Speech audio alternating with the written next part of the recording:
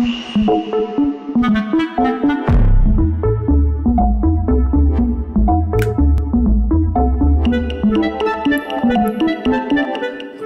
à toutes et bonsoir à tous. Je suis très content de vous retrouver ce soir à l'occasion des Nuits Sonores en featuring avec European Lab, donc ici à Beaux-Arts. Donc, je vais commencer peut-être par remercier les organisateurs et organisatrices donc, pour l'accueil ainsi que pour l'opportunité qu'on a saisie ici pour évoquer un sujet qui est tout à fait d'actualité mais qui ne date pas d'hier, en l'occurrence la gentrification, et plus précisément la gentrification en milieu culturel bruxellois. Et donc, pour parler de tout ça, eh bien, j'ai trois intervenantes qui vont pouvoir nous en parler avec leur connaissance et leur expérience de terrain. Je vais me présenter tout d'abord, moi qui suis le modérateur de cette conférence. Donc, je m'appelle Nicolas Koumba, je suis journaliste bruxellois et étudiant en journalisme. Et je fais également partie de l'association Media and Diversity in Action, qui est une association qui lutte en faveur de la visibilité, la représentativité et le renforcement de la visibilité des travailleurs et travailleuses issus du monde des médias ici en Belgique. Et donc je vais laisser la parole à nos intervenantes qui vont se présenter. Alors, bonsoir à toutes et à tous. Moi, je m'appelle Regina Silane. Je suis étudiante pour devenir professeure d'alphabétisation. Mais à côté de ça, j'ai cofondé le collectif Blédart, qui est une ASBL bilingue bruxelloise, qui a pour but vraiment de valoriser les minorités politiques, en fait, à travers l'art et à la culture. À côté de ça, grâce à Blédart, je suis aussi DJ. Et pour ajouter encore un à côté de ça, j'ai été éducatrice en fait en maison de jeunes pendant 2 ans et demi. Et je viens apporter mon expertise en fait en lien lié à la thématique. Voilà. T'es styliste aussi. Ouais, je suis styliste et fashion designer, mais hein. Faut faire de la pub, tout est important. Moi, je m'appelle Maya Ajmiaz Dalama. Donc, avec Rogine, j'ai cofondé Blédart il y a 3 ans. Et on a décidé assez vite de faire ce sujet parce qu'on se sent concerné de différentes manières. On en parlera plus tard après. Et c'est en fait Blédart, on a toujours revendiqué le fait de ne pas être académique. Et du coup, on fait beaucoup de terrain et nos conférences, ça se passe de la même manière. Donc on n'est pas personne de nous n'a un bac +5 ni en sociaux ni on n'est pas des académiciens, mais on fait du terrain par tous les jobs qu'on a fait et c'est avec cette expertise là du terrain qu'on souhaite en parler aujourd'hui. Donc moi je suis réalisatrice et directrice de casting, mais comme Rogine, j'ai travaillé beaucoup dans des maisons de jeunes, différentes ASBL. Je suis DJ aussi et voilà. Et voilà, comme si ce n'était pas toute une liste. Salut tout le monde, moi je m'appelle Fatima Zahra Telmati. Je suis là avec plusieurs casquettes qui pour moi je pense sont en lien avec le thème de la gentrification. Je suis initiatrice du collectif Imaziren, qui est un collectif féministe décolonial basé à Bruxelles, qui fait un peu un travail assez similaire à celui des Blédart, mais différemment. On travaille aussi autour de thématiques dites sensibles et on essaye de sensibiliser les jeunes à ça à travers l'art. Ensuite, je suis coordinatrice de la Maison des Cultures maroco-flamande et je pense la casquette peut-être la plus importante aujourd'hui, c'est que je termine mes études en architecture cette année et que la question de gentrification, je l'ai découverte à travers ces études-là et on en parlera plus tout à l'heure. Ok, merci à vous les filles. Du coup, peut-être avant de rentrer dans le vif du sujet, d'ailleurs on avait préparé énormément de choses en amont, mais c'est vrai qu'une heure, c'est un peu court. Mais avant de rentrer dans le vif, j'aimerais tout simplement vous poser la question de savoir un petit peu comment est-ce que vous définiriez la gentrification. Enfin, qu'est-ce qui la caractérise? Ouais, en fait, la gentrification, c'est un processus clairement de domination entre 2 classes sociales. Donc on peut même parler de 2 entités, donc de gentrifiés et attendez, excusez-moi, gentrificateurs et gentrifiés, excusez-moi. Donc c'est vraiment un rapport de force qui est exercé, et donc les gentrificateurs, ce qu'ils vont faire, c'est s'accaparer en fait d'un quartier et le transformer selon leurs besoins et leur mode de vie aussi. Et on se concentre aussi.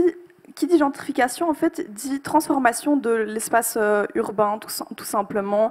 Donc, on va retrouver, par exemple, des magasins bio qui vont être tenus.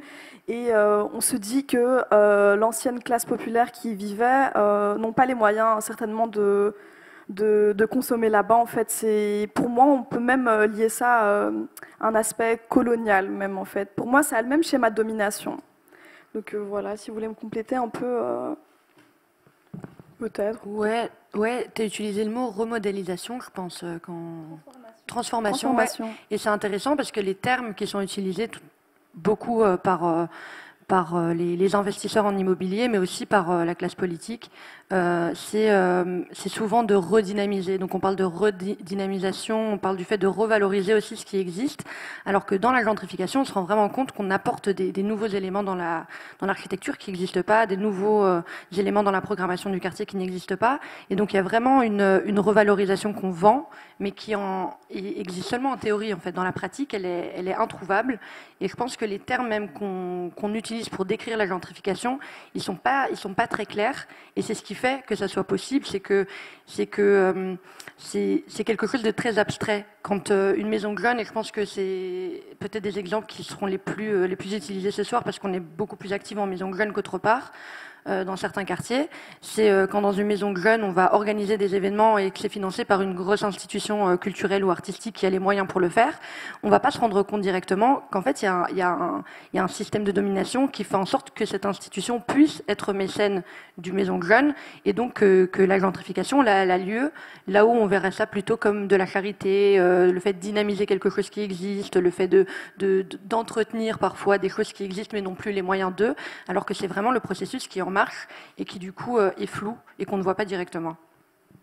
Justement, Fatima Zahra, je trouve que tu as bien introduit ma question suivante. C'était un petit peu de savoir, du coup, vous, toutes les trois, concrètement, donc en pratique, dans le cadre de votre expérience de terrain, est-ce que vous pouvez nous donner l'un ou l'autre exemple de gentrification dans ce que vous avez déjà pu constater soit en maison de jeunes ou dans d'autres espaces culturels à Bruxelles qui sont implantés dans des quartiers populaires pour le coup? La question, c'est par où commencer? Parce que clairement, on dénonce la gentrification, mais on en fait clairement partie. On est payé et instrumentalisé par ces lieux culturels-là. Mais nous, on appelle ça de la survie, parce que sinon, on ne peut plus vivre de ça. Donc voilà, pas le choix. Mais déjà, pour faire le lien avec les maisons de jeunes, en fait, on voit de plus en plus que les espaces culturels qui sont dans les quartiers dits sensibles de Bruxelles font un travail qu'ils appellent de terrain avec des jeunes du quartier. Et du coup, ils vont d'un coup s'inventer une mission socioculturelle, en fait, alors que c'est des gens qui n'ont pas du tout été formés à ça, parce que c'est des gens, enfin, la culture, ça n'a rien à voir avec le fait d'être éducateur en maison de jeunes. C'est une question que je me pose encore. Pourquoi, en fait, ce besoin de faire du travail de terrain avec les jeunes, à part si c'est pour se donner bonne conscience, et parce que du coup, ils empiètent sur un terrain qui est déjà occupé et qui existe par, entre autres, les maisons de jeunes, les ASBL qui ont un but clairement social, comme les ASBL d'écoles de devoirs. Enfin, de plus en plus, on voit des espaces culturels qui font des écoles de devoirs pour des jeunes du quartier. C'est deux choses complètement différentes. Et c'est souvent pour justifier en fait leur place dans un quartier pauvre.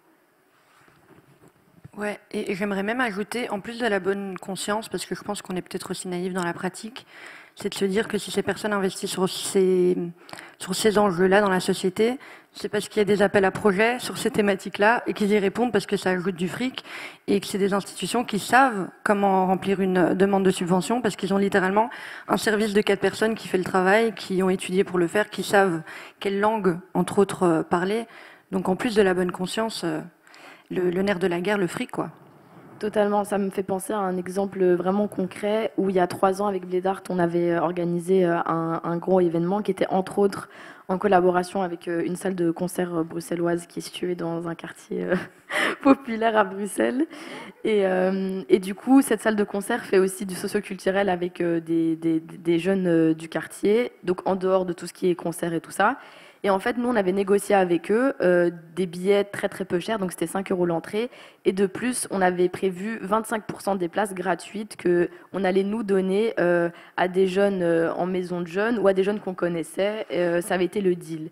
Et en fait, il nous restait un grand nombre de places gratuites.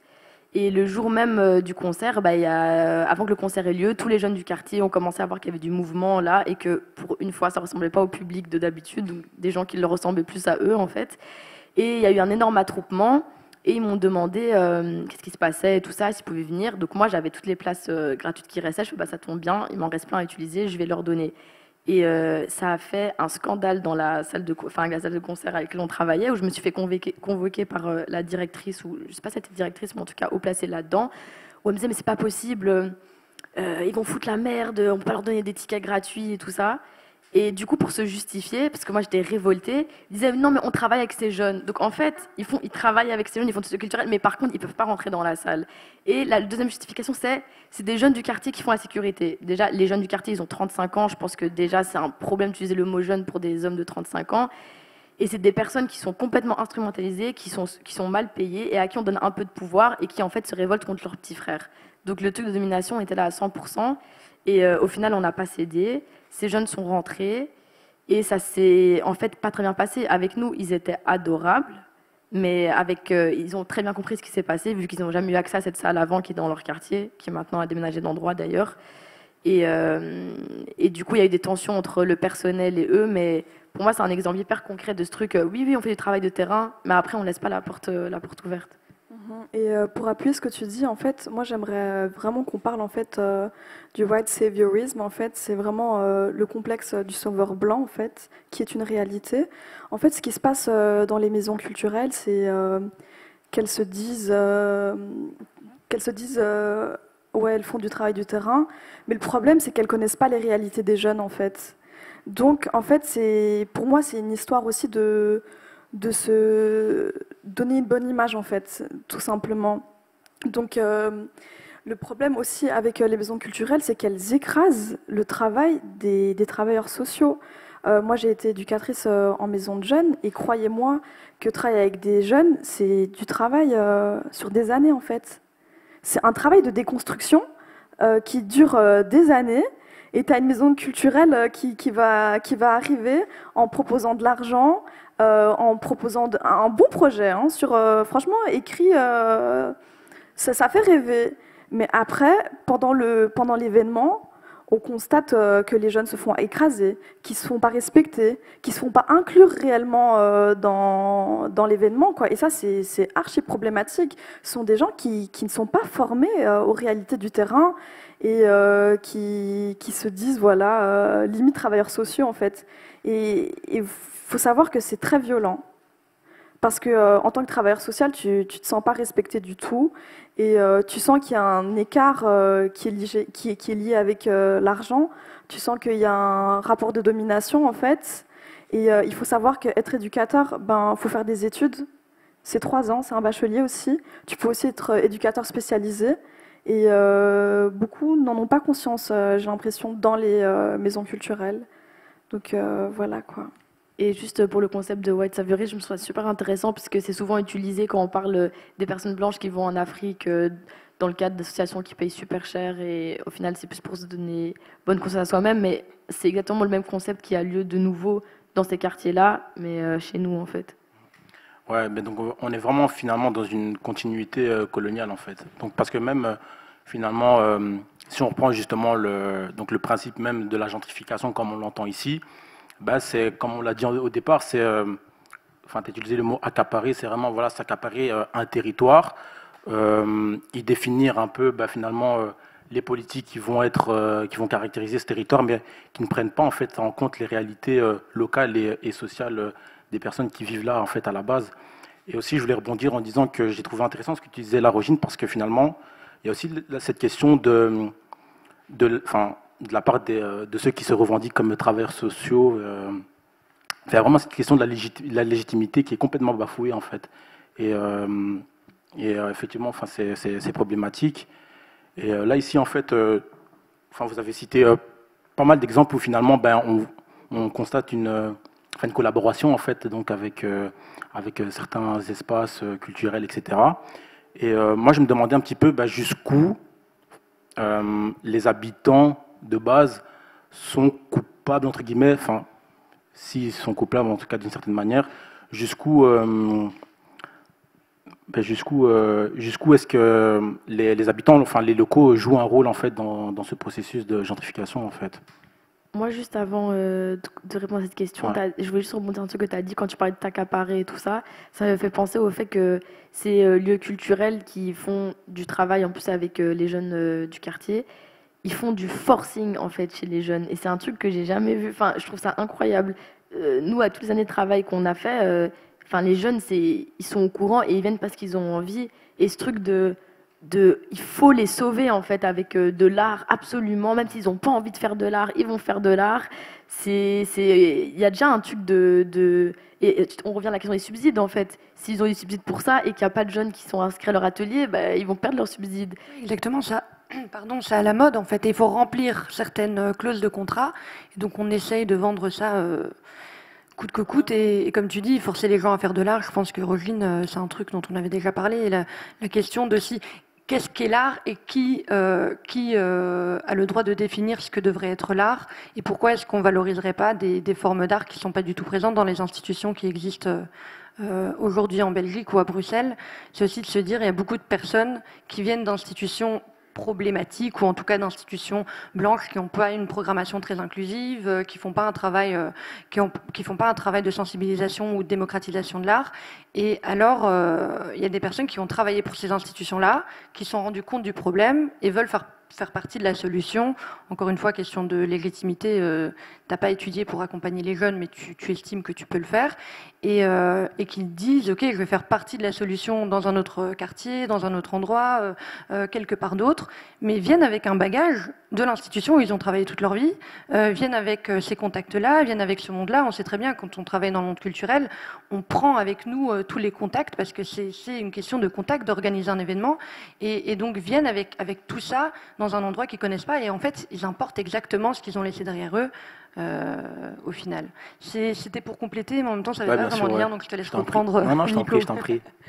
Du coup, je ne sais pas s'il faut que je j'ai oublié la question du coup. Mais en gros, c'était de savoir un peu, finalement, les personnes qui sont, les habitants et les habitantes de certains quartiers populaires qui sont gentrifiés, finalement, est-ce qu'ils jouent un rôle, est-ce qu'ils ont un rôle, entre guillemets, coupable dans ce processus-là, en fait, dans le sens... Nous, en fait, le fait qu'on travaille et qu'on habite dans les quartiers, tu veux dire? Ouais. Mais oui, il y a une...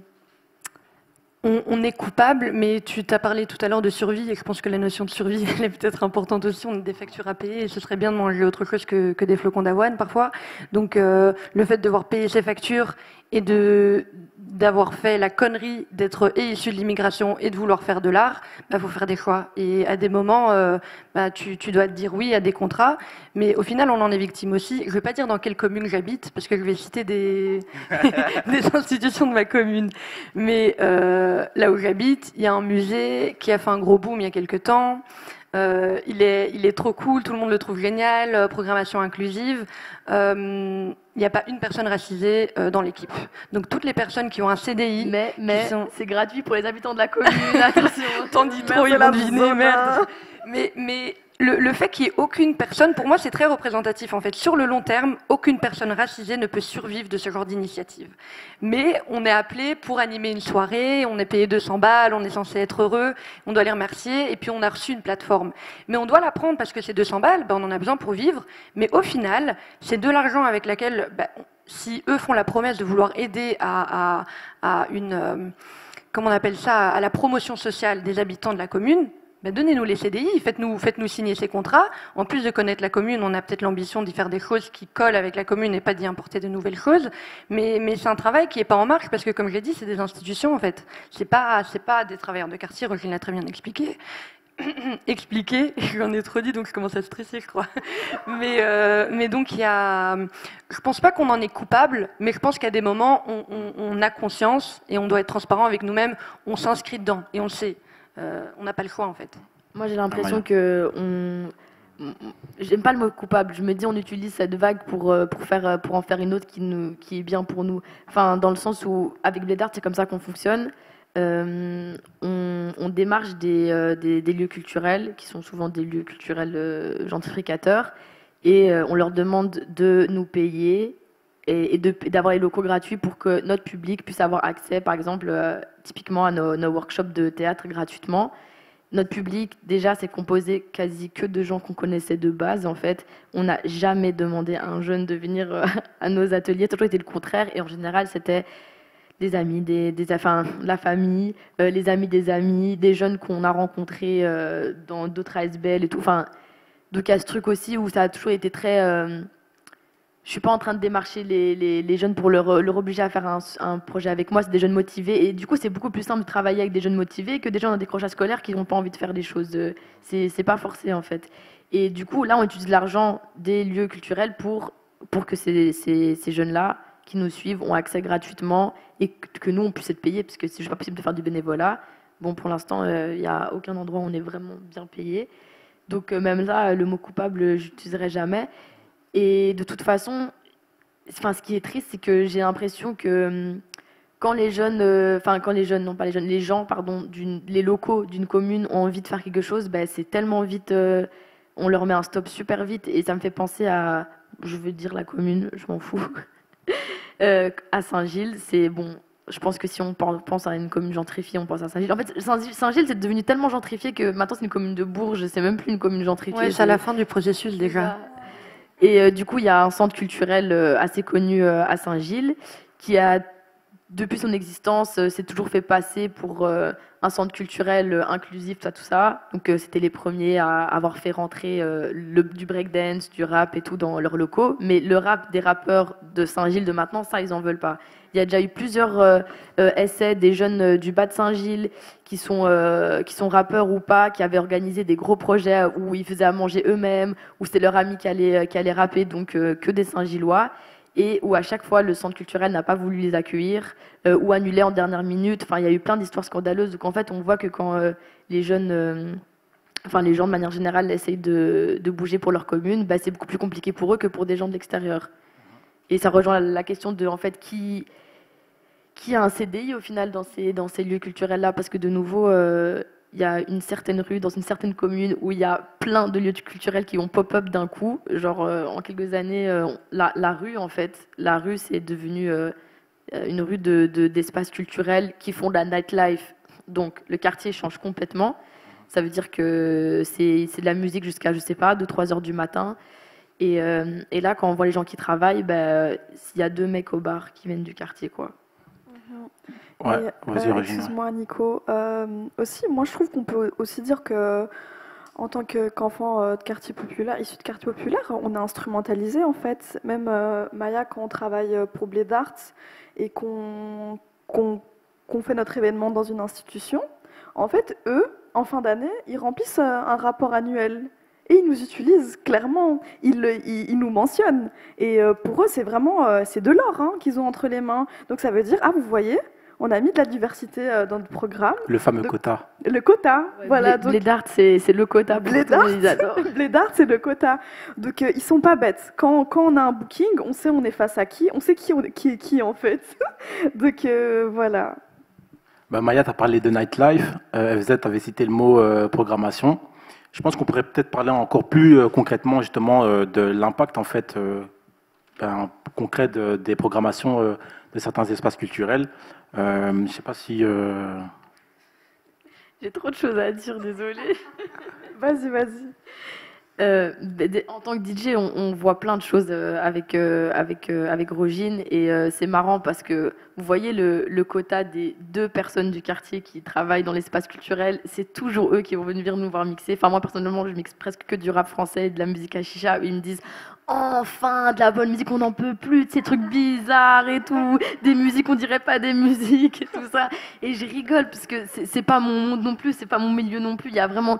Je suis dans le milieu culturel, mais il y a trop de choses. Je me dis « Ah ouais, je connais pas, en fait. Enfin, voilà, pour moi, c'est trop expérimental, c'est trop... Mais du coup, ouais, il y a ce truc de programmation. Pourquoi c'est important dans les quartiers populaires et pas du tout être à l'écoute de ce que les jeunes, parce que quand c'est beaucoup de la live, ce qu'ils écoutent, ce qu'ils consomment... Enfin, c'est un autre public qui est ramé dans le quartier, mais pourquoi que des genres musicaux qui sont plus de la techno, de l'électro, de la musique expérimentale, et on n'est pas en train de dire que quand tu es une personne racisée, que tu es issu du quartier, tu n'écoutes pas de techno électro, c'est faux, c'est un énorme cliché aussi. Mais quand on voit la majorité des jeunes de 16 à 20 ans aujourd'hui dans certains quartiers, bah c'est clair que ce qui se consomme le plus, ça va être du rap français, du hip-hop, du R&B. Et en fait, c'est le genre de musique qui est le moins programmé. Et même en dehors de la programmation, juste le fait d'instaurer une nightlife dans un quartier résidentiel, avec des gens qui en général se lèvent à 6h du matin pour aller travailler pour un salaire de misère, il y a un énorme problème. Parce que déjà, depuis quand les lieux culturels, ils sont devenus des boîtes de nuit? Ça, j'ai aussi raté un épisode, en fait. J'ai pas compris. FZ, je vois que ça te démange. Ça m'arrasse. Non, j'en reviens à ma commune, là, ma fameuse commune. Mais le fait d'installer ces endroits dans des quartiers résidentiels, et tout simplement le fait que ce soit en collaboration avec la commune, ils reçoivent des certificats qui font en sorte que leur activité ne soit pas catégorisée comme du tapage nocturne. Mais c'est un quartier qui n'a pas été modifié, en fait. Du jour au lendemain, en 1 an de travaux, par exemple, de ce qui était une occupation temporaire, c'est devenu un lieu culturel établi.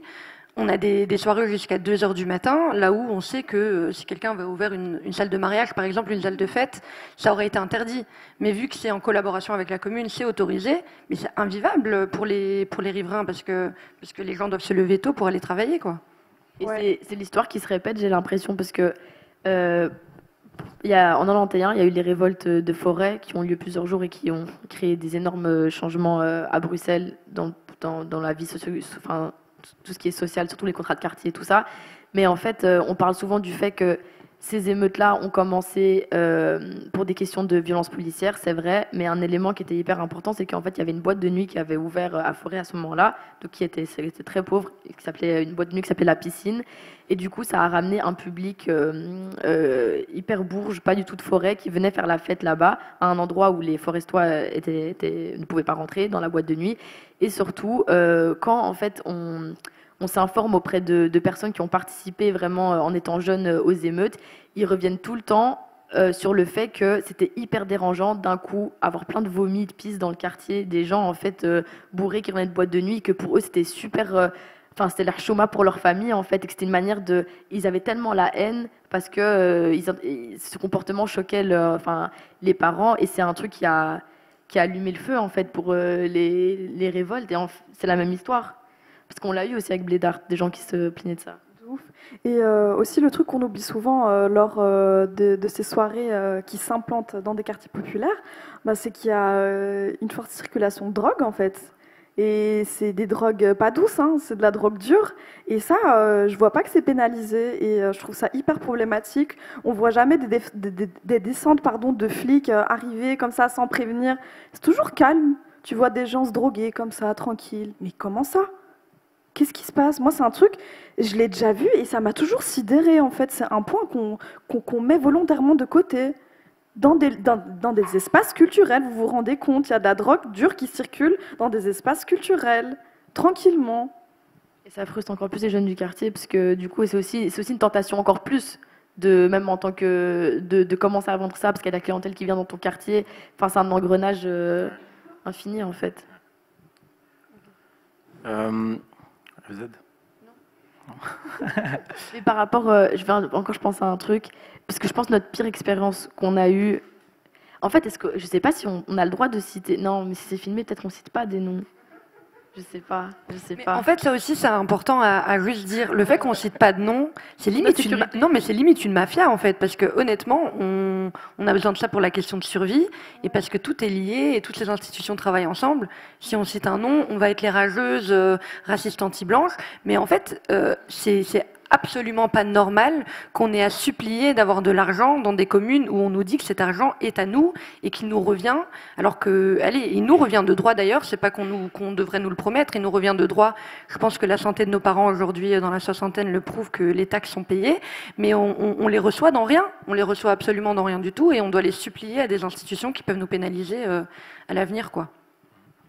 C'est vrai. Mais du coup, c'était tellement une horrible expérience que je ne retravaillerai jamais avec eux. Mais du coup, on ne sait jamais. On ne sait jamais qu'ils sont reliés à d'autres espaces culturels. Mais il y a un lieu culturel à Molenbeek, à Ribeaucourt, qui a aussi un espace de coworking. On a fait notre festival là-bas, notre premier festival. Mais j'ai envie de pleurer, en fait, juste quand j'y repense, parce que ça a été très, très violent envers nous. Le comportement qu'on a vécu. Je pense que le racisme et le classisme dans la culture, on l'a vécu de pleine face pour notre première expérience. Mais justement, en fait, il y avait un groupe de jeunes du quartier qui sont maintenant devenus des très bons amis à nous et le public le plus fidèle de Blédart, je pense, qui vivent dans la rue. Et ça faisait des années, ils n'étaient jamais rentrés dans ce lieu culturel, alors que c'est dans la même rue. Et il a fallu que mon petit frère, qui est du coup un garçon arabe de leur âge, passe dans la rue et leur dit « Ah, mais venez » et tout ça. Eux, ils lui ont dit « Mais non, on va aller là-bas. » Déjà, c'est un truc de flamand, c'est ce qu'ils ont dit de 1. Et 2, ils ont dit « De toute façon, on va pas rentrer. » Bon, finalement, ils sont rentrés parce que c'est nous qui nous occupions de qui rentre. Mais c'est trop violent ce qu'ils ont vécu. Et du coup, après, moi, je me sens coupable. Donc le big boss de cet endroit culturel les a filmés en fait à leur insu, alors qu'ils jouaient au baby-foot. Franchement, plus sage qu'eux, il n'y avait pas, pour montrer aux gars de la sécu que c'était eux qu'il fallait surveiller. Et il a dit cette phrase, et on a vu qu'il a montré les vidéos en disant que c'était eux qui devaient garder à l'œil. Et en fait, si déjà dans ton quartier, il est gentrifié par des lieux culturels que tu n'y as pas accès et que le seul jour où tu y as accès, on te filme à ton insu pour qu'après qu'on te surveille. Et avant ça, on leur avait demandé de partir parce qu'ils n'avaient pas l'âge, alors qu'il y avait des enfants de 4 ans. Enfin, je veux dire, c'était un endroit familial. C'est sûr que tu n'as pas envie de remettre les pieds là-bas, en fait. Du coup, FZ, toi, tu fais partie du collectif féministe décolonial Imazirène. Je voulais savoir un peu, on en a déjà quand même évoqué pas mal, mais finalement, c'est quoi le lien? Est-ce qu'on peut faire encore d'autres liens entre le phénomène de gentrification et finalement cette continuité coloniale dont on parlait un peu plus tôt? Est-ce qu'il y a d'autres manifestations qui peuvent un peu rappeler ces dynamiques-là? C'est un copy-paste au final l'un de l'autre. C'est la colonisation des temps modernes parce que en fait, il y a plusieurs dynamiques. T'as d'une part les personnes bienveillantes qui croient vraiment qu'il y a l'autre qui n'a pas les mêmes opportunités qui est à sauver. On en a déjà parlé, la question de white saviorisme que Rogine a rappelé. Mais il y a tout le lien avec le monde académique qu'il ne faut pas nier. En fait, on construit un imaginaire d'un endroit qu'on ne côtoie pas, qu'on ne connaît pas, dont on ne connaît pas les codes. On inscrit ça dans un monde qui n'a pas forcément... Allez, il n'y a pas besoin de théoriser ce qui se passe aujourd'hui à Molenbeek lié à la question je sais pas moi, du manque de travail, de chômage. Il faut avoir des statistiques, mais éventuellement, la solution, ce serait d'arrêter d'avoir du racisme sur le marché de l'emploi et que les gens aient du travail. Et je pense que c'est là-dedans qu'il faudrait investir l'argent. Mais on préfère théoriser tout ça et créer un imaginaire sur ces personnes, aller les sauver avec des workshops peinture et que sais-je. Et du coup, on a ces personnes qui se pointent là-bas avec les moyens financiers, qui ont vraiment en eux l'idée de on va sauver et on fait un bon travail, et qui ont le backup de toutes les études qui sont menées et qui prouvent que leur manière de fonctionner est la bonne. Et donc, en fait, je pense que, comme la colonisation, il faudra un after où on se rendra compte de tout le travail qui a été fait et de la manière dont il doit être déconstruit. Mais ça fait que déjà d'avance, on sait qu'il y aura beaucoup de travail pour rattraper toutes les initiatives problématiques qui ont lieu aujourd'hui et contre lesquelles on ne peut pas se battre avec quelques campagnes de crowdfunding, quoi. Donc c'est vraiment un gros problème de se dire, on voit maintenant à quel point il y a des problèmes, et je pense même, en discutant un peu avant, on s'est aussi rendu compte qu'on avait beaucoup de mal à trouver des bonnes initiatives, en fait, des bons exemples. Mais elles existent, hein, ces initiatives. Mais c'est simplement qu'elles sont bouffées par les plus grandes parce qu'elles ont besoin de survivre. Et donc Ouais, c'est un copy-paste l'un de l'autre. Je sais pas si j'ai perdu le fil ou si j'ai simplement terminé ma pensée. Non, c'était très bien, mais justement, enfin, moi je voulais rebondir un peu parce que tu dis quand même qu'il y a des choses, voilà, qui sont, enfin, de bonnes initiatives, enfin, de vraies alternatives qui sont faites. Je sais pas si pour, voilà, tout doucement conclure, on pourrait peut-être parler justement d'éléments qui seraient justement un peu plus positifs pour essayer de ne pas terminer non plus trop dans le pessimisme, parce qu'on a bien compris que dans la gentrification, il y a énormément de choses qui sont problématiques à tous les étages. Je peux encore dire un truc négatif avant qu'on aille dans le positif, mais simplement parce que je pense à mettre en lien avec la question de colonialité. Quand j'étudiais l'architecture, avant de tomber dans ma phase de décrochage scolaire, parce que j'avais la haine de ces études, il y avait un projet qui avait débuté, je ne sais pas si vous connaissez le Upsite, ici à Bruxelles, près du canal. Donc cette énorme tour de 41 étages luxueux qu'on attendait absolument là-bas. Ouais, près de Tour et Taxi. Et en fait, ça c'est vraiment un exemple à quel point ça détruit des quartiers de l'intérieur. Il faut vraiment le voir d'en bas et arrêter de regarder d'en haut comment est-ce que ça peut être négatif, mais vraiment regarder qu'est-ce que ça a fait sur le terrain. Et du coup, on peut s'imaginer qu'à Saint-Gilles, c'est les mêmes choses qui ont eu lieu, mais qu'on a oublié avec le temps.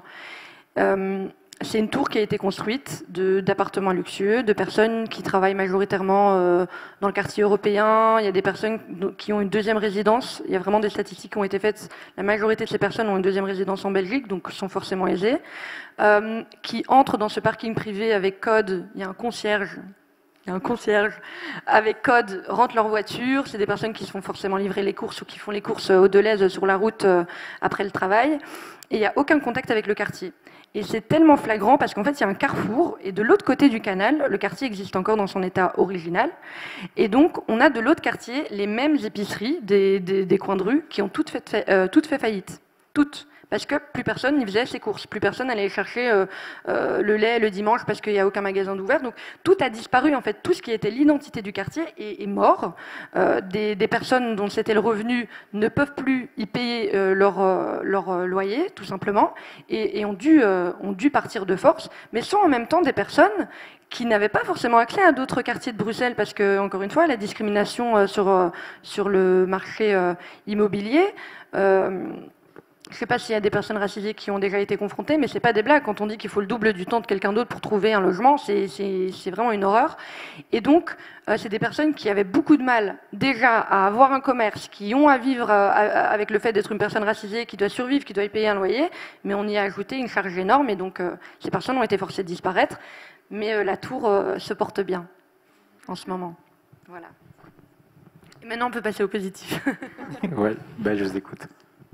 Franchement, je vais paraître cynique, hein, mais je veux dire, pour moi, un truc positif, je préfère une institution qui se autoproclame bourgeoise avec que des bourges. Et là, j'ai rien contre eux. Enfin, je veux dire, au moins, c'est honnête.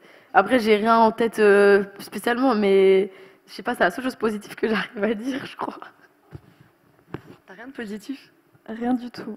Après, c'est sûr qu'il y en a, mais je suis vraiment en train de réfléchir. Ça demande plus de réflexion que Après, du positif pour la classe dominante, oui, bien sûr. Non, mais d'endroits. C'est sûr. Mais d'endroits qui est pas gentrifié, un endroit culturel. Non. Mais en fait, là, on est dans une rupture, c'est que finalement, dans ce phénomène-là, bah, justement, il n'y a rien qui est fait il n'y a rien qui profite aux personnes locales. Donc, du coup, on trouve difficilement des. Moi, j'ai un exemple peut-être, mais un exemple problématique. Enfin, non, il y a, vous voyez il y a un café, lieu culturel qui n'existe plus, qui était sur une place communale dans une commune dite sensible. C'est bon dit.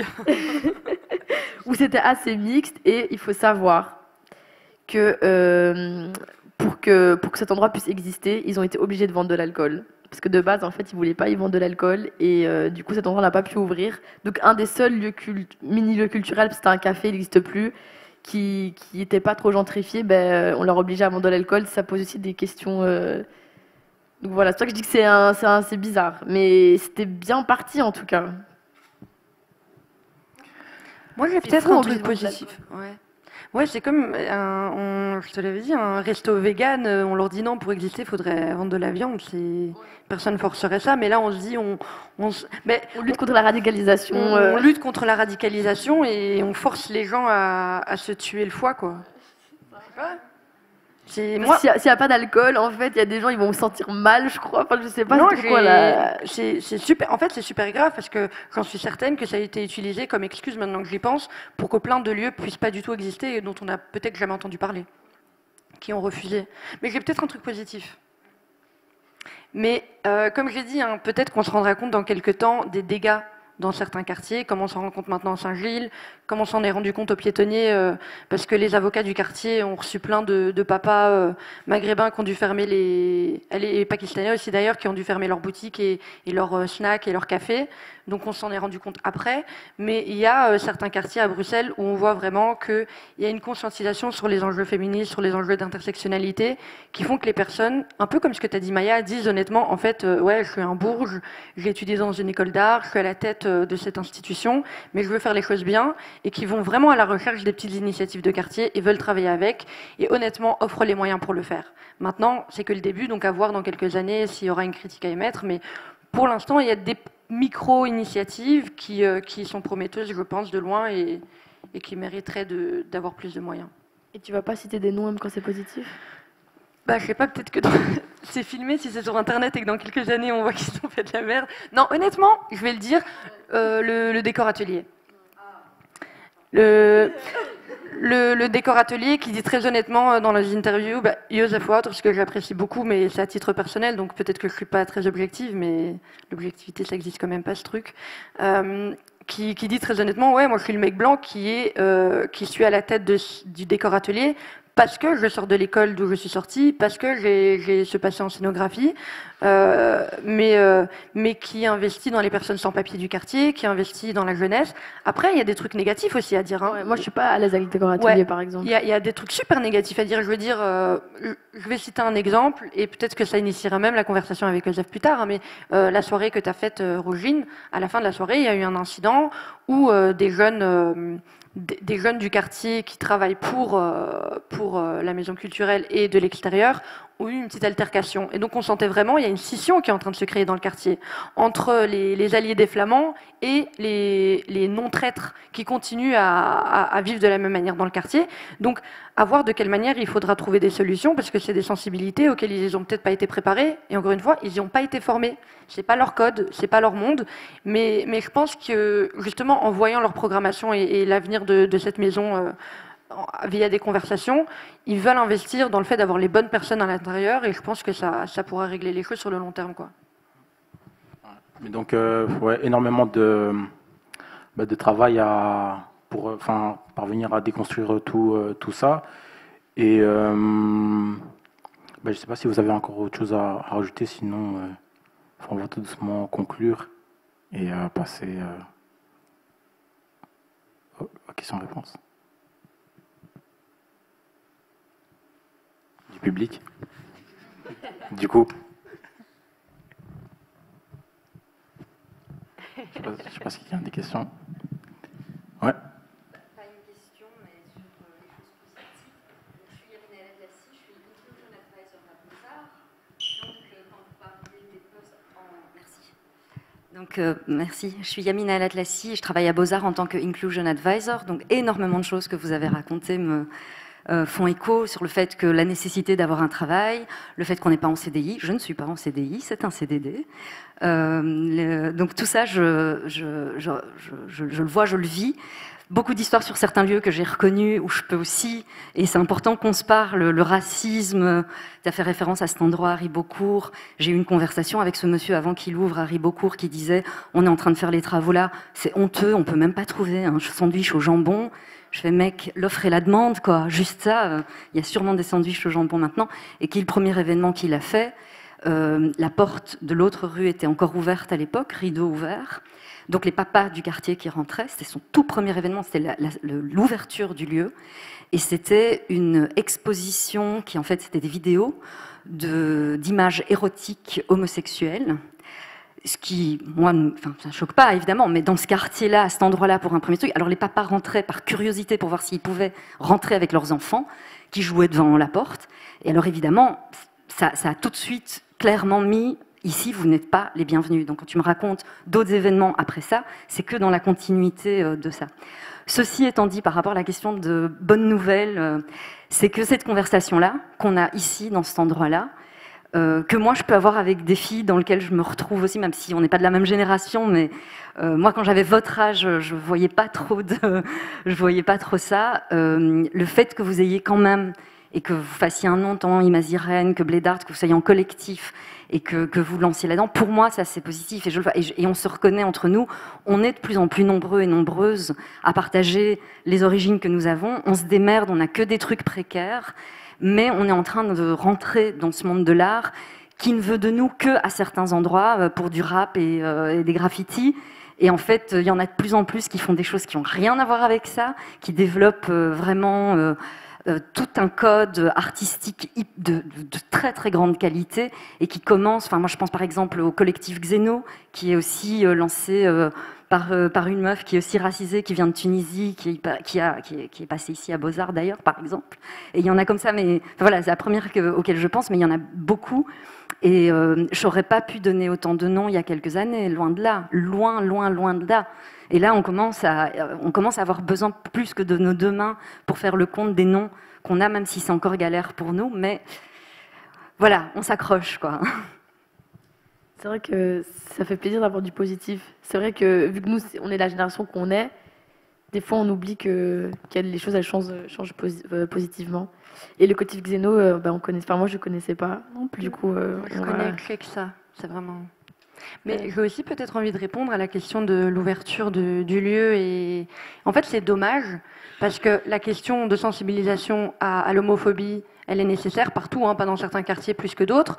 Elle est nécessaire, mais au lieu d'aller à la recherche des personnes qui le font de manière saine avec les codes de ces quartiers qui existent et qui sont encore plus précaires que précaires à ce moment-là, parce que c'est des sujets très sensibles, on cherche le clash très volontairement. Et pas seulement sur cette question-là, mais sur plein de questions, parce que ça vend, parce que c'est médiatisé, parce que ça apporte encore une fois, de l'argent.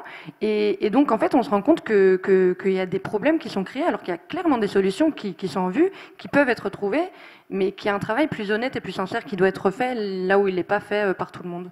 Et en fait, c'est honnêtement le seul mot qui me vient, c'est vraiment dommage en fait. Moi, ça ne m'étonne pas de la part de ce monsieur. Je me rappelle, il y avait un des jours, c'était la Coupe du Monde, c'était Brésil-Belgique. Je ne sais pas si vous vous rappelez, où je pense qu'on a gagné genre 5 quelque chose. Bref, c'était vraiment bien.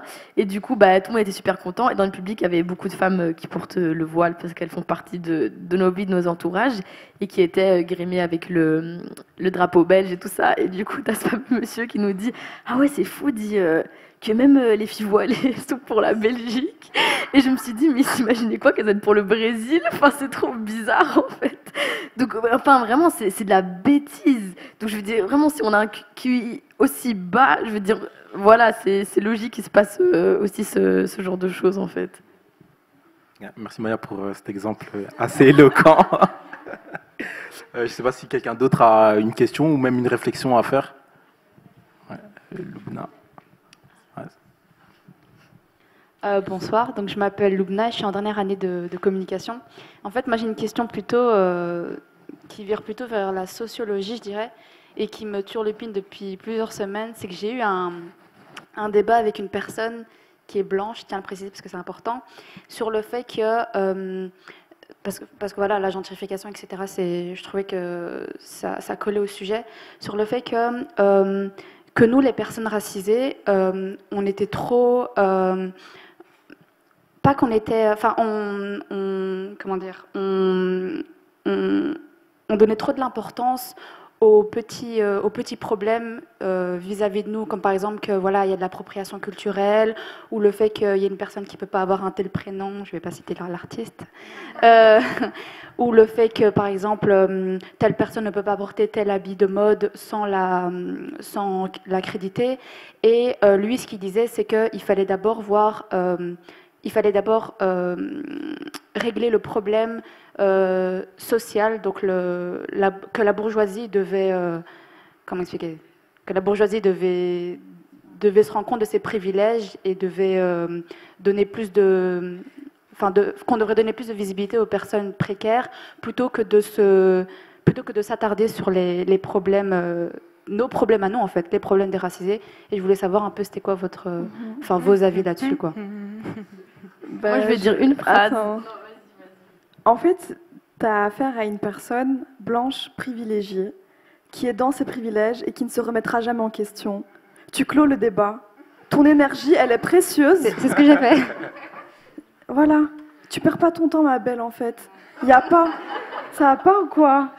Parce que c'est violent, hein, ce qu'il te dit. C'était hyper violent. Ouais, c'était hyper violent. Ouais, je suis totalement d'accord. Alors que c'est une personne qui est très très proche de moi. Et il disait qu'il fallait. Pour lui, il fallait qu'on s'unisse tous ensemble, qu'on soit noir, arabe, etc.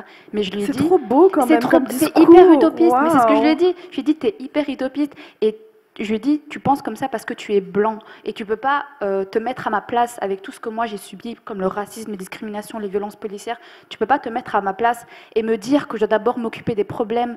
Ils te disent ce que tu dois faire, hein, déjà. C'est ça. Ils me disent ce que je dois faire. Ils me disent d'abord que je dois d'abord m'occuper des problèmes des différents échelons de la société plutôt que de me préoccuper de mes problèmes, les problèmes de racisme, etc. Alors que ça n'a pas de sens, en fait. Au final, c'est un bourgeois, quoi. Voilà. Ouais, clairement. C'est le discours classique de la lutte des classes avant la lutte de la race, en fait, alors que l'intersectionnalité, c'est ça. J'ai pas envie d'en parler plus longuement. Après, tu peux lui donner, il y a 1000 exemples, hein, mais PNL a des mots qui se fait contrôler et frapper par la police. Voilà, tu lui dis juste ça. Il a de l'argent à des mots, hein, il a beaucoup d'argent, c'est un bourgeois maintenant. Booba, il se fait aussi contrôler en voiture, il a beaucoup d'argent aussi. Donc voilà, la lutte des classes. Avant la lutte de la race, je pensais que c'était plus à la mode, mais apparemment les gens y croient encore. Ouais, ça, et puis j'ai même trouvé ça intéressant quand tu dis, quand tu as dit le gars était blanc, et puis nous, les personnes racisées, en fait, là-dedans même, on va même se déposséder de toute la complexité. C'est qui une personne racisée? Parce qu'une personne noire, elle n'a absolument pas les mêmes challenges qu'une de nous trois. Et donc, c'est de se dire, en fait, on dépossède différentes communautés de leur individualité, différentes personnes tout simplement de leur individualité, de la complexité qui fait partie de leur identité. Et on retrouve ça aussi dans les questions de gentrification. En fait, on va tout effacer. Il y a le quartier blanc et le quartier populaire, mais c'est le fait qu'on se rende vraiment pas compte à quel point c'est compliqué de saisir ces sujets qu'on arrive à effacer des quartiers entiers et parfois effacer des sujets entiers. Je pense que même dire nous les personnes racisées versus le gars blanc qui a pas compris, on efface la question d'intersectionnalité. Je me suis perdue dans ma pensée, mais parce que tu m'as vraiment démarré avec ce que tu as dit là, mais non, c'est comme Maya a dit, c'est le discours qui revient très souvent, c'est les personnes précaires versus tout le monde, et non pas les différentes facettes de notre identité qui peuvent rendre notre quotidien bien plus compliqué que seulement être pauvre. Je reviens tout le temps avec le même exemple, mais elle a gagné un prix pour son film récemment, j'ai oublié le nom. Coelho. Ou Coulo, mais en tout cas c'est une réalisatrice Coulo, son nom de famille, un film sur Netflix, When Hate, bref, The Hate, When Hate, quelque chose, et qui dit en fait que j'ai toujours été noire, j'ai toujours été noire et pauvre. En fait, je me rendais pas compte des autres facettes de mon identité. Je savais seulement que j'étais noire et pauvre, jusqu'à ce que j'ai subi un viol, jusqu'à ce que je subisse une agression sexuelle. Et là, je me suis rendu compte que j'étais femme aussi, parce qu'en fait, elle était trop occupée avec une facette de son identité qui faisait en sorte qu'elle puisse pas se battre contre la misogynie qu'elle endurait. Et puis après, elle a subi le viol et elle s'est rendue compte de la complexité de son identité. C'est ce que le personnage principal dit dans le film, et je pense que c'est important peut-être de rappeler ça à ton ami si tu décides de le garder encore dans ton entourage parce qu'il a l'air assez proche de toi, mais c'est dire en fait il y a des priorités parfois, et ouais, ce serait vachement cool en tant que femme issue de l'immigration qui est dans un quartier gentrifié de pouvoir nous battre contre la misogynie, contre l'homophobie, contre tout ça, mais pour l'instant on doit se battre pour que nos parents puissent continuer à payer le loyer dans nos quartiers, quoi. Et c'est une priorité de ne pas finir à la rue avant de voir ce qu'on peut subir dans l'intracommunautaire. Ça, et l'intersectionnalité, c'est bien sûr pas juste la race et la classe, il y a aussi la question de genre, de orientation sexuelle, de validisme qui entre en compte. Et donc lui, apparemment, c'est des Sims dont il parle en fait, c'est pas de vraies personnes. Est-ce que tout le monde voit ce que c'est que l'intersectionnalité ou c'est flou pour quelqu'un?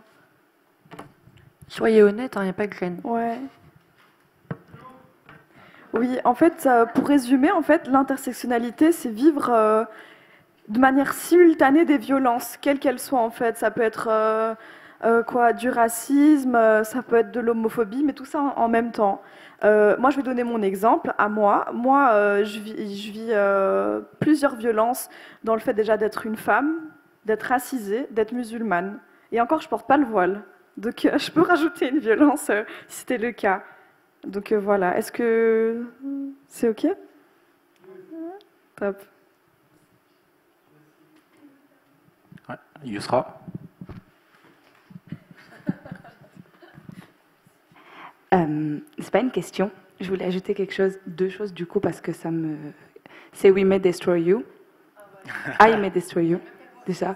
Non, pas du tout. Mais il y a beaucoup de hate et vraiment à regarder. C'est pas Netflix du tout. Mais j'ai reconnu dans l'histoire. Et c'est Michaela Cole. Et pour réagir à ce qu'elle disait, Rogine, tu lui as dit, tu coupes la discussion, et c'est ce que j'aurais fait aussi. Mais quand c'est quelqu'un de proche de nous, c'est plus compliqué. Et Dieu merci, aujourd'hui, et je pense que c'est un des points positifs, on a plein de plateformes et plein de gens qui ont parlé, qui ont fait des graphiques qui parfois me pompent parce que à quel point on doit expliquer les choses graphiquement sur des choses qui sont basiques et logiques éthiquement et humainement. Mais du coup, tu renvoies le podcast Kif Taras, tu envoies un graphique fait par Rima Ziren, il y a plein de ressources aujourd'hui pour couper la discussion, préserver sa santé mentale et son énergie, mais ne pas blesser la personne qu'on aime, quoi. Et si tu veux rajouter une touche d'humour, t'envoies un screen Google. Voilà, comme ça, c'est fait. Mais merci pour ton intervention, Yousra, parce que c'est super important ce que tu dis. Parce qu'on parle de ce gain d'énergie qui est important aussi, mais par exemple, on oublie souvent le cas des personnes métisses, en fait. Quand tu es dans une personne métissée, tu coupes la discussion avec ta grand-mère, avec ta mère, avec une cousine, c'est hyper violent pour soi-même aussi. Et dans la lutte antiraciste, il y a toujours vraiment ce message de ne pas faire de la pédagogie gratuite, mais en fait, le but, c'est pas de se faire du mal à soi-même non plus. Donc, merci pour ce que tu as dit. Myriam, ouais, vas-y. Ok, merci. Pardon, en fait, j'ai noté parce que sinon j'allais oublier. Mais je voulais revenir juste sur ce que tu as dit, FZ, par rapport à ce film, du coup, où la réalisatrice explique qu'elle a vécu le fait d'être noire et d'être pauvre avant d'être femme. Je voulais vous poser la question, je ne sais pas si ça se trouve c'est que moi, mais genre, si vous avez déjà ressenti ce truc où il y a un gros détachement par rapport à la lutte féministe des dernières années. C'est-à-dire que, en fait, c'est tellement dur d'être pauvre et d'être racisé que c'est, enfin, je sais pas comment expliquer, mais c'est tellement quelque chose de violent à vivre que, en fait, quand j'entends toutes les luttes féministes, etc., j'ai l'impression qu'on en parle en fait comme si le fait d'être femme était quelque chose de différent. Enfin, la question du genre était quelque chose de détaché par rapport à la question de la race, par rapport à la question de... Alors que nous, on a je ne sais pas si je vais dire le malheur, mais bon, on le vit simultanément, du coup, on n'a pas le luxe de pouvoir les détacher. Mais comme la cause féministe fait qu'aujourd'hui, elle est très blanche et qu'on en parle quand même, je veux dire, dans le cadre... universitaire par exemple, très académique, etc., où quand on va parler d'inclusivité, on va parler directement de la question du genre, beaucoup moins facilement de la question de la race ou d'autres questions. Et du coup, genre, il y a vraiment un détachement de moi, l'urgence, c'est je suis pauvre, je suis en train de galérer pour payer mes études et mon loyer, et à côté, je subis le racisme parce que je porte le voile et que je suis considérée comme arabe dans la rue. Et du coup, en fait, tout le fait de toute la cause féministe, en fait, genre, je commence à m'en détacher parce que je suis vraiment en train de me dire, on en parle comme si c'était quelque chose de, comment dire, j'ai du mal à trouver mes mots, mais ce que j'essaye de dire, du coup, pardon, c'est qu'on en parle comme si... pardon. Ouais, en fait, c'est quelque chose de plus urgent, de plus important. La cause des femmes, c'est la cause des femmes, il faut en parler, etc. Alors que, du coup, j'ai l'impression que les seules personnes qui peuvent vivre cette cause de façon individuelle et comme si c'était détaché du reste, c'est les femmes blanches. Parce que c'est la seule oppression qu'elles vont subir. Mais du coup, genre, moi, j'ai vraiment un genre de dégoût de... Écoutez, en fait, j'ai pas le temps pour ça. Je subis des violences sexistes, mais j'ai même plus le temps d'y penser. Parce que moi, en fait, la misogynie que je subis, elle est racialisée. Et du coup, je peux pas me permettre de détacher les deux. Et quand on parle que de ça, je crois que vous vous rendez pas compte que j'ai d'autres problèmes aussi. Et que, ben ouais, en fait, enfin, je sais pas, mais moi j'ai dû me casser de là où j'habitais parce que je suis pauvre et que y a pas de comment dire, enfin c'est pas une commune où on permet aux personnes comme moi du coup de faire des études ou de continuer dans la société et quand je vois que toutes les institutions, l'université, etc., ça tarde énormément du coup sur cette question du genre, etc. Enfin, j'ai vraiment l'impression que tout le reste n'existe pas alors que c'est quand même, enfin pardon, mais c'est quand même, enfin moi, je peux pas faire ça en fait. Genre, je suis obligée de subir les trois. Ouais. En fait, ce que j'entends dans ce que tu dis, c'est qu'il y a un décalage et qu'on répond pas à tes besoins. Et je pense, juste pour remettre le lien avec tout ce qu'on a dit avant, avec la question de gentrification, en fait, c'est ça. C'est dans ces quartiers, il y a des besoins très clairs. Que les riverains, parce qu'on les décrit souvent comme des personnes qui ne sont pas présentes dans la réunion devant le conseil communal ou qui sont pas. C'est des personnes investies. Je veux dire, ma mère, on l'appelle service après-vente à la maison. Elle a fait plus de pétitions pour des trucs stupides dans mon quartier que quiconque d'autre.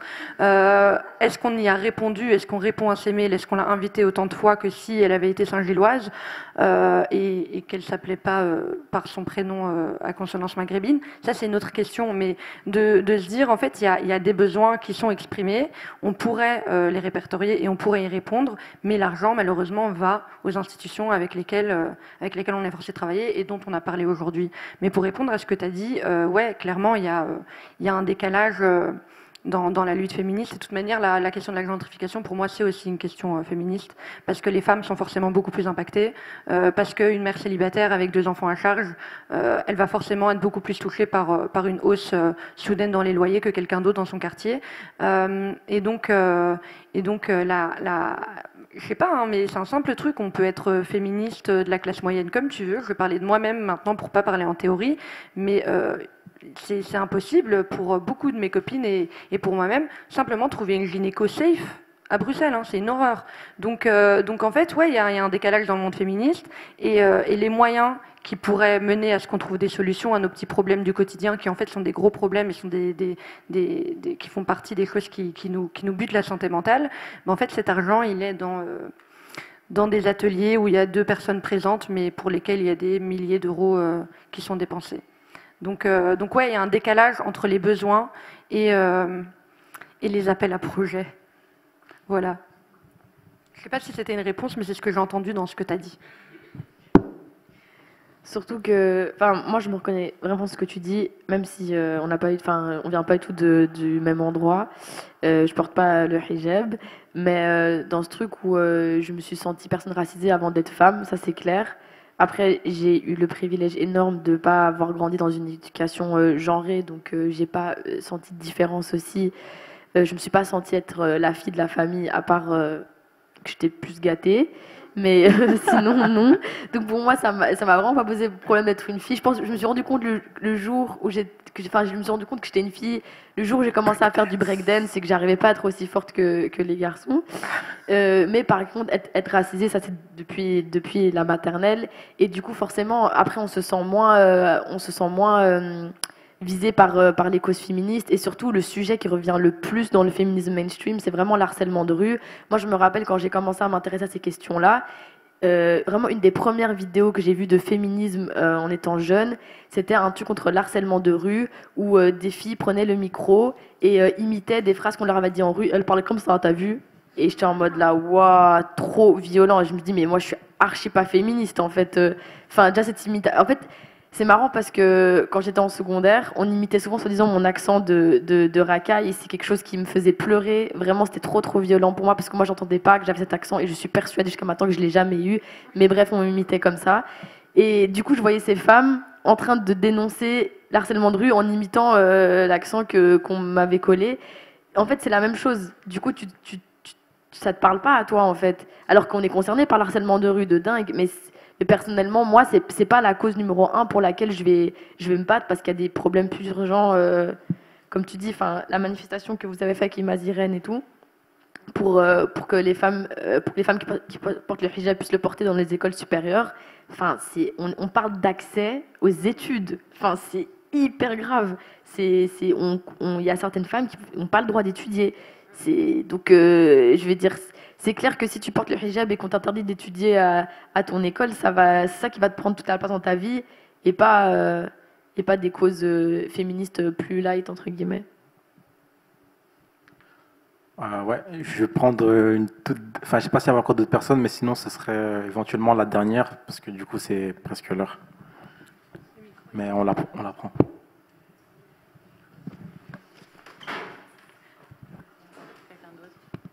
C'est moi qui ai le droit de poser la dernière question. Okay. S'il y a quelqu'un d'autre, je cède ma place, il n'y a pas de souci. Bon. D'ailleurs, je voulais vous remercier beaucoup de partager avec nous vos expériences de terrain.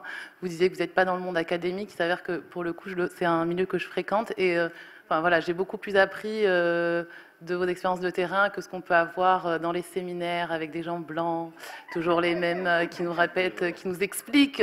Il y a le double. Voilà, il s'avère que hier, j'étais à un séminaire, on parlait de la jeunesse musulmane de Bruxelles, où on avait des grands concepts, des grandes théories. Allez, et donc, très, très ravie d'avoir pu vous écouter, et, parce que je pense que c'est très éclairant et que vous êtes les plus à même de nous parler du terrain que vous connaissez et que vous fréquentez tous les jours. Il s'avère que je découvre Bruxelles aussi, j'ai emménagé ici depuis 1 mois, et c'est vrai que j'ai été assez frappée par ce que j'ai appelé des frontières invisibles, c'est-à-dire que j'ai vécu dans des villes où il y a la gentrification existait également, mais c'est vrai que là c'est assez frappant de voir que dans une même rue, je me souviens me balader de la gare du Midi jusqu'à De Broeckere et de voir, de passer de mondes en fait, différents dans une même rue, donc c'est vrai que c'est quelque chose qui est assez frappant et qui a l'air d'être une spécificité bruxelloise, mais c'est vrai que c'est assez impressionnant. Mais sur le phénomène de gentrification, je m'interroge un peu sur l'accélération de ces phénomènes qu'on peut avoir à Bruxelles. Moi, j'ai vécu beaucoup à Paris, et c'est vrai que ce qui se passe ces dernières années, c'est que c'est des phénomènes qui prenaient énormément de temps. À l'époque, on en avait de ces 20-30 ans pour voir une transformation urbaine, un réaménagement de l'espace, etc. Et aujourd'hui, en même pas 10 ans, 5 ans, je prends l'exemple de Barbès, à Paris, par exemple, où en quelques années, on a vu une métamorphose du quartier, avec un café de blanc bobo qui est venu s'installer à la sortie du métro, dans un quartier qui historiquement est immigré, de population issue de l'immigration, avec une culture, avec toute une ambiance de Barbès, pour ceux qui connaissent, je n'apprends rien, mais avec une violence extrême, c'est-à-dire que les gens sont escortés du métro jusqu'au café, et les gens qui habitent là n'ont pas le droit d'y entrer. Donc c'est vrai que c'est quand même, c'est la gentrification à l'état pur, mais avec la particularité que ça se fait de plus en plus rapidement. Et donc je me demandais si à Bruxelles il y avait aussi ces phénomènes-là, et de constater un petit peu si c'est européen, si il y a ce côté d'accélération de la gentrification.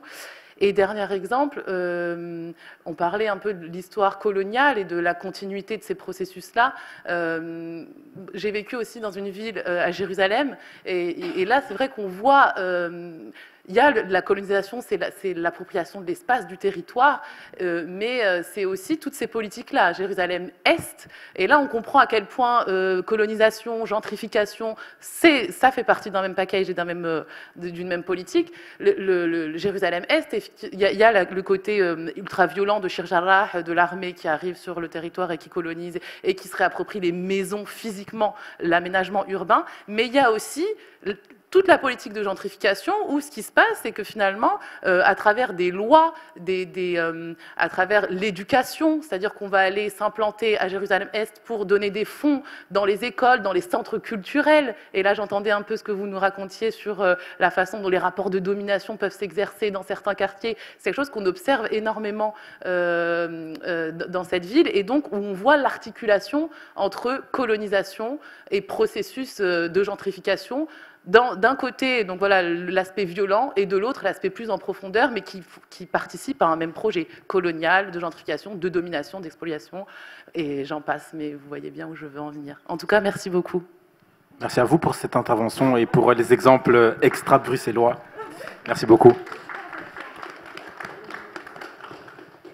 Je ne sais pas si c'est direct. Allez, c'est pas une réponse, c'est peut-être simplement pour compléter. En fait, je pense que ce qui va vite aujourd'hui, avant ces processus, ça arrivait surtout par des décisions à la région. Aujourd'hui, politiquement, c'est vraiment les communes qui établissent des contrats de quartier qui vont très vite, qui évoluent très vite, et parfois par commune plusieurs contrats de quartier simultanément.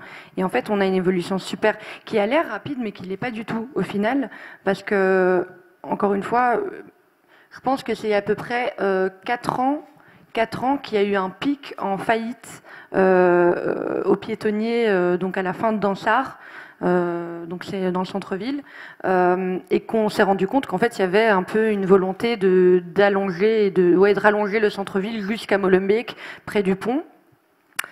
Au canal, et donc en fait c'est des choses qui ont été pensées il y a longtemps et qui sont simplement mises en pratique super rapidement. Après les travaux à Bruxelles ça prend du temps, mais je pense qu'on a l'impression que c'est rapide, mais ça ne l'est pas du tout. Aujourd'hui il y a un contrat de quartier qui est en train de clairement foutre la merde, pour le dire vulgairement, à Schaerbeek, l'église Sainte-Marie. Il y a 3 familles qui vont être expulsées.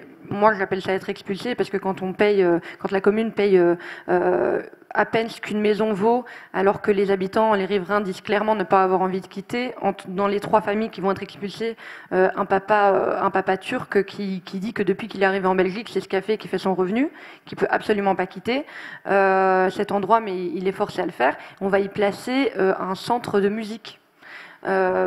Dans le quartier, avec la précarité qu'il y a, le décrochage scolaire et le nombre d'enfants qui ne sont pas à l'école quand ils devraient y aller, parce que c'est absolument pas la priorité des parents qui souvent vivent malheureusement dans des situations très très compliquées, et même dans la dite illégalité. Question de papier. Un centre de musique, c'est pas la priorité. Et donc c'est vraiment le fait de passer à travers le culturel, c'est une excuse, mais ça permet que cette gentrification, elle se fasse vraiment sur le long terme. Donc on le voit pas directement physiquement dans les bâtiments, mais ça se fait déjà à travers la culture et à travers les micro-espaces qui se créent autour des futurs lieux de travaux, en fait. Donc ouais. Et tous les bâtiments, ils sont déjà là, en fait, ils sont vides, et c'est qui les reçoit, c'est ça aussi. Ouais. Donc oui, ça aussi, ça permet d'aller vite, c'est parce que ça passe aussi beaucoup par des investissements privés. En fait, c'est des bâtiments qui appartiennent à des personnes et qui les revendent tout simplement à la commune, donc ça peut aller très vite, alors qu'on a l'impression que c'est des nouvelles choses qui sont construites, mais c'est des bâtiments qui sont là, qui sont vides. Et j'aimerais simplement rappeler, parce qu'on n'en a pas du tout parlé, les listes d'attente à Bruxelles pour les logements sociaux, on parle de dizaines de milliers de familles qui attendent. Donc là, il y a urgence, et ça, c'est absolument pas. On n'aborde pas du tout la question dans la crise immobilière. On parle surtout du fait que les loyers augmentent, mais les loyers augmentent parce qu'il y a des décisions politiques qui sont prises, qu'il faudrait peut-être concentrer sur la question des logements sociaux. Voilà. Mais merci beaucoup pour cette intervention, elle était trop pertinente. Ouais, merci à tous et toutes d'ailleurs d'avoir participé à cette table ronde. Merci aux intervenantes, Rogine, Maya et FZ. Merci à vous.